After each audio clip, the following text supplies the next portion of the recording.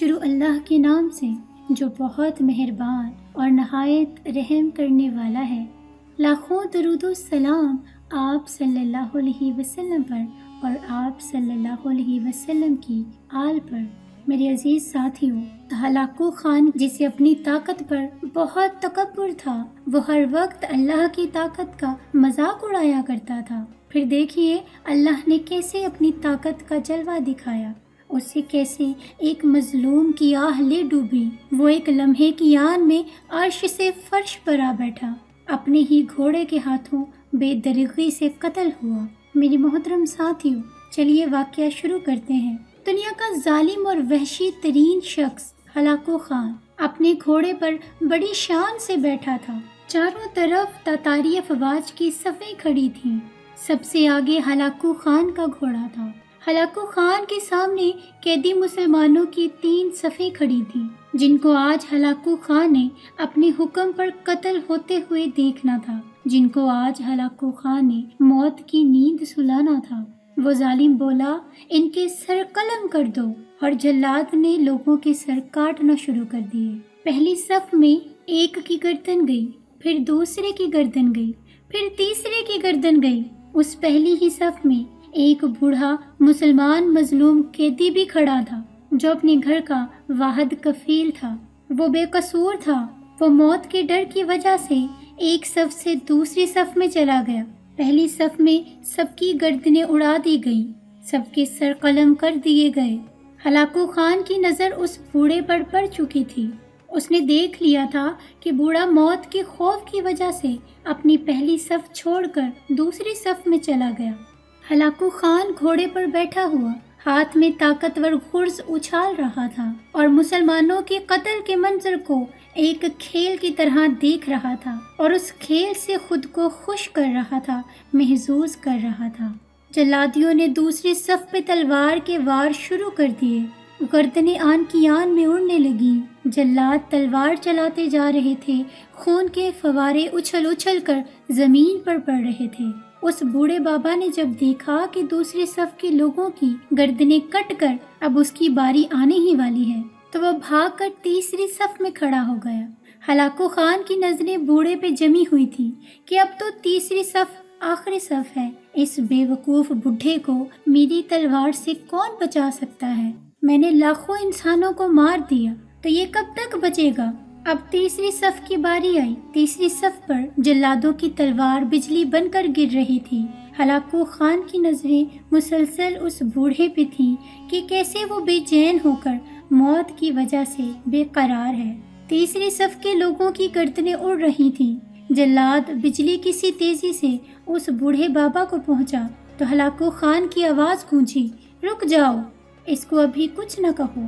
بابا بتا، پہلی صف سے تو دوسری صف میں بھاگا، جب وہ ختم ہوئی تو تیسری صف میں بھاگ آیا۔ بابا اب بتا، اب تو پیچھے کوئی اور صف باقی ہی نہیں رہی، اب تو بھاگ کر کہاں جائے گا؟ اب تجھے مجھ سے کون بچائے گا؟ اس بوڑھے نے آسمان کی طرف دیکھا اور کہا، میں نے پہلی صف کو اس لیے چھوڑا کہ شاید میں دوسرے میں بچ جاؤں، لیکن موت وہاں بھی پہنچی۔ پھر میں دوسری صف کو چھوڑ کر تیسری صف میں آ گیا کہ شاید میں بچ جاؤں۔ ہلاکو نے گرز کو ہاتھ میں اچھالا اور کہا، بابا کیسی خام خیالی ہے، یہ کیسی بہکی بہکی باتیں کر رہے ہو؟ بھلا تمہیں میری تلوار سے بھی کوئی بچا سکتا ہے؟ اس بوڑھے مسلمان نے زمین و آسمان کی ہر چیز کے مالک اس واحد لا شریک رب پر بے انتہا یقین کے ساتھ کہا، وہ اوپر والی ذات اگر چاہے تو کچھ بھی ہو سکتا ہے، اور اگر وہ چاہے تو مجھے تجھ سے بچا بھی سکتا ہے۔ کیسے بچا سکتا ہے؟ ہلاکو خان نے اتنے تکبر میں آ کر کہا کہ اس کے ہاتھ سے گرز گر پڑا۔ ہلاکو خان ایک ہوشیار جنگجو اور چالاک انسان تھا۔ ہلاکو خان نے گھوڑے پر بیٹھے ہوئے گرے ہوئے گرز کو اٹھانے کے لیے خود کو جھکایا تھا کہ زمین پہ گرنے سے پہلے ہی وہ اس گرز کو اٹھا لے، اسے پکڑ لے۔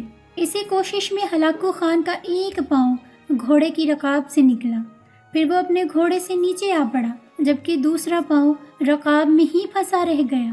ہلاکو خان کا گھوڑا اتنا ڈر گیا، کہ بھاگ نکلا۔ ہلاکو خان نے خود کو بچانے کی بڑی کوششیں کی، लश्कर भी हरकत में आ गया, लेकिन घोड़ा इतना ताकतवर था कि किसी के काबू में ही ना आया।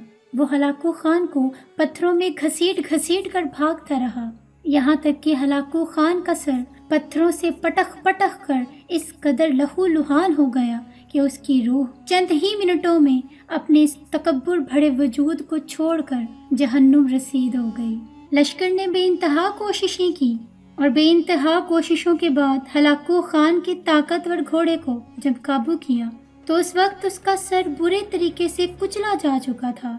इस वाक़ये के बाद हलाकू खान का लश्कर उस बूढ़े बुजुर्ग से इस कदर डर गया था कि लश्कर ने उस बूढ़े को जानबूझकर नज़रअंदाज कर दिया और वह बाबा बड़े आराम सुकून से पैदल ही अपने घर की तरफ चल पड़ा। वल्लाह, कैसा ही अपने रब पर पुख्ता यकीन था। मजलूम की आह से डरो, क्योंकि जब वो मजलूम अल्लाह से रुजू करता है ना तो कबूलियत बहुत दूर से उसका इस्तकबाल करने आती है। अपनी दौलत और ताकत का तकब्बुर करने वाले बहुत लोग मिट्टी में मिल गए। फिरौन मिट गया, इबरत का निशान बन के रह गया। पत्थरों को तराशने वाली कौम पर अल्लाह का अजाब आया। वहीं पड़े पड़े वो मौत की अब्दी नींद सो गए। ये हलाकू खान क्या चीज़ था। मोहतरम नाज़रीन, आज की ये वीडियो तमाम अहले ईमान खुसूसन कानूनो इंसाफ के रखवालों के लिए बहुत ही अच्छा पैगाम है। अल्लाह हम सबको इंसाफ पसंद बनाए और तकब्बुर व गुरूर जैसी बीमारियों से हमें महफूज फरमाए। आमीन सुम्मा आमीन या रब्बुल आलमीन।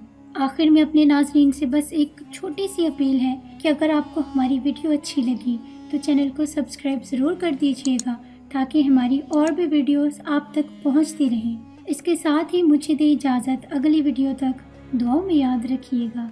फ़ी अमानिल्लाह।